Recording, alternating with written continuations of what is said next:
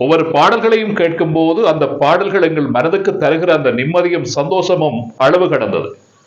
ஆனால் அதைவிட அளவு கடந்தது, அதைவிட சுவாரஸ்யமானது என்னன்னு சொல்லி கேட்டீங்கன்னா, அந்த பாடல் உருவாகிய விதம், அந்த பாடல் எப்படி உருவானது, அதற்கு பின்னே இருக்கிற கதையை கேட்கிறது தான் இன்னும் சுவாரஸ்யமானதாக இருக்கும். அப்படித்தான் நண்பர்களே, ஒரு திரைப்பட பாடல், அதாவது புரட்சி தலைவர் நம்ம எம்ஜிஆரினுடைய திரைப்படத்தில் அமைந்த ஒரு பாடல் எப்படி உருவானது, காலம் கடந்து கூட ஒலிக்கிற ஒரு அற்புதமான பாடல் அந்த காலத்தில் எப்படி உருவானது. எம்ஜிஆர் அவர்களுக்கு அதிகமான கிட்பாடல்களை கொடுத்தவர் யார் என்று கேட்டீங்கன்னா, பாடலாசிரியர் கவி மார்க்கண்டேயர் வாலி. கிட்டத்தட்ட 50 வருடங்களுக்கு மேலாக தமிழ் சினிமாவிலே அசைக்க முடியாத ஒரு இடத்துல இருந்தவர் கவி மார்க்கண்டேயர் வாலி. அது எம்ஜிஆர் ஆக இருக்கலாம், சிவாஜி கணேசனாக இருக்கலாம், இப்பொழுது வருகிற இளைய தலைமுறையினுடைய நடிகர்கள் எல்லோருக்கும் பாடல்கள் எழுதிய பெருமைக்குரிய ஒரு கவிஞர் கவி மார்க்கண்டேயர் வாலி. தமிழ் சினிமா தந்த ஒரு பொக்கிசமான கவிஞர் என்று சொன்னால் நாங்கள் வாலியைத்தான் சொல்ல முடியும்.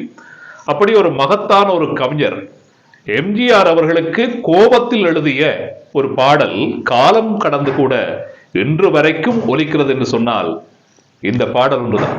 1966ஆம் ஆண்டு எம்ஜிஆரினுடைய நடிப்பிலே அன்பேவா என்ற ஒரு திரைப்படம் வெளியாகிறது. அந்த திரைப்படத்தினுடைய கம்போசிங்குக்காக எம்எஸ்வி அவர்கள் ஹார்மோனிய பட்டியோடு அமர்ந்து விட்டார்.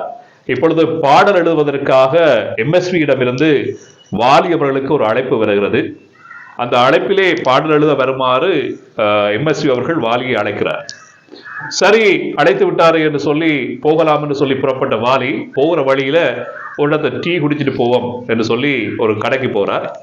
அந்த கடைக்கு போய் டீ ஒன்று ஆர்டர் பண்ணி போட்டு குடிக்கிறதுக்கு அமர்ந்த போது அந்த தேத்தனி கடையில் வந்து பார்த்தீங்கன்னா ஒரு பாடல் ஒன்று ஒலிக்க செய்திருந்தார்கள். அந்த பாடல் எம்ஜிஆர் அவர்களுடைய நடிப்பிலே 1963 வெளிவந்த பணத்தோட்டம் என்ற ஒரு திரைப்படத்திலே அமைந்த பேசுவது கிளியா என்று சொல்லி ஆரம்பமாகிற அந்த பாடல் தான். அந்த பாடல் அந்த தேத்தனி கடையில் ஒலித்துக் கொண்டிருக்கும் போது அங்கிருந்தவர்கள், தேத்தனி ஒடிக்க வந்தவர்கள், கடையில் வேலை செஞ்சவர்கள் எல்லோரும் இந்த பாடலை கேட்டுவிட்டு இப்படி சொல்கிறார்கள், நம்ம தலைவர் புரட்சி தலைவர் எம்ஜிஆருக்கு கண்ணதாசனை போல பாட்டு எழுதுறதுக்கு யாருமே இருக்க முடியாது. மிக அற்புதமாக எழுதக்கூடிய ஆற்றல் படைத்தவர் கண்ணதாசன் தான். கண்ணதாசன் தான் எம்ஜிஆரை தூக்கி நிறுத்திய ஒரு கவிஞர், அப்படி அட்டகாசம் எழுதக்கூடிய ஒரு கவிஞர் என்று சொல்லி எம்ஜிஆர் அவர்களையும் கண்ணதாசன் அவர்களையும் புகழ்ந்து பேசிக் கொண்டிருக்கின்றார்கள் அந்த கடையில் இருந்தவர்கள் இந்த பாடலை கேட்டு. தேத்தனை ஒடிக்க போன வாலிக்கு இந்த கதையை கேட்டோன்னு அவருடைய ஈகோ டச் ஆகிறது. அவருக்கு ஒரு சின்ன கோபம் கொண்டு வருது. அந்த காலத்துல வாலி அவர்கள் தனக்கான ஒரு தரமான அல்லது உறுதியான ஒரு இடத்தை தமிழ் சினிமாவிலே தேடிக்கொண்டிருந்த ஒரு காலம். அப்படியான சூழ்நிலையை கண்ணதாசன் அவர்களை உயர்த்தி பேசிய போதும், அல்லது எம்ஜிஆர் அவர்களுக்கு கண்ணதாசனை விட யாருமே இந்த உலகத்துல பாட்டு எழுதுறதுக்கு இல்லை என்ற அந்த பேசி அந்த வசனம் என்றது வாலி அவர்களை ஒரு டச் பண்ணித்தான் இருக்கிறது.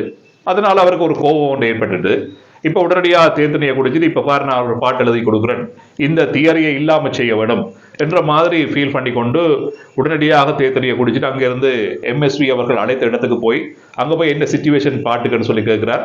சிச்சுவேஷனை விளங்கப்படுத்துற எம்எஸ்வி அவர்கள் 10 நிமிஷம் அப்படியே கண்களை மூடி யோசிச்சுட்டு உடனடியாக ஒரு பாட்டு எழுதுறார். பாடல் எழுதி எம்எஸ்வி கொடுத்தோன்னு அந்த பாடலை பார்க்கிறார் எம்எஸ்வி. மிக மிக அற்புதமாக அந்த பாடல் எழுதப்பட்டிருந்தது. வசனங்கள், வார்த்தைகள் எல்லாம் அவருக்கு பிடித்து போகிறது. எந்த விதமான மாற்றங்களும் இல்லாமல் அந்த பாடலை ஒலிப்பதிவு செய்கின்றார்கள். ஒலிப்பதிவு செய்ததன் பிறகு எம்ஜிஆரை அழைத்து அந்த பாடலை போட்டு காட்டுகிறார்கள். எம்ஜிஆர் இந்த பாடலை கேட்டதும் அவருக்கு பயங்கரமான சந்தோஷம், வார்த்தைகளாலே சொல்ல முடியாத ஒரு சந்தோஷம்.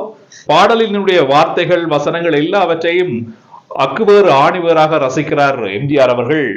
ரசிச்சா பிறகு பாடல் எழுதிய வாலி எங்கேன்னு சொல்லி அங்க இருந்தவர்களிடம் கேட்க, அவர் அங்கால பக்கத்துல நிற்கிறார் என்று சொல்கிறார்கள். வர சொல்லுங்கன்னு சொல்லி ஆளை கூப்பிட்டு, வாலி அவர்களை கூப்பிட்டு, என்ன மாதிரி பாட்டு எழுதுகிறீங்க, மிக அற்புதமாக இருக்கு, எனக்கு ரொம்ப சந்தோஷமாக இருக்குது.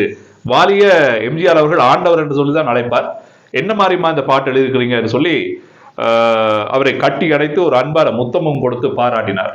அந்த பாடல் என்ன தெரியுமா?